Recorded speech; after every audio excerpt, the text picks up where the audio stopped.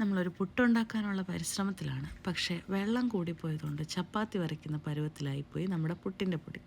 ഇനിയിപ്പോൾ അതിനകത്തേക്ക് കുറച്ച് പൊടിയും കൂടെ അഡീഷണൽ ആഡ് ചെയ്ത് ഈ കട്ടയൊക്കെ ഒന്ന് മിക്സിയുടെ ജാറിലിട്ട് നമ്മൾ അടിച്ചെടുക്കാം.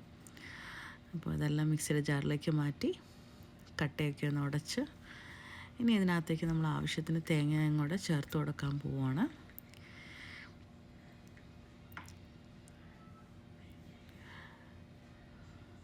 അപ്പോൾ അതും കൂടെ ചേർത്ത് നന്നായിട്ടൊന്ന് കുഴച്ച് തേങ്ങയൊക്കെ നന്നായിട്ട് എല്ലായിടത്തും മിക്സാക്കി നമ്മൾ പുട്ട് പുഴുങ്ങിയെടുക്കാൻ പോവുകയാണ്. ഒന്ന് ആവിയേറ്റി. അപ്പം അങ്ങനെ ആദ്യം നമ്മൾ കൊളായെന്ന് വിചാരിച്ചെങ്കിലും ഫൈനലി നമ്മുടെ പുട്ട് ഇവിടെ റെഡിയായിട്ട് അടിപൊളിയായിട്ട് കിട്ടിയിട്ടുണ്ട്.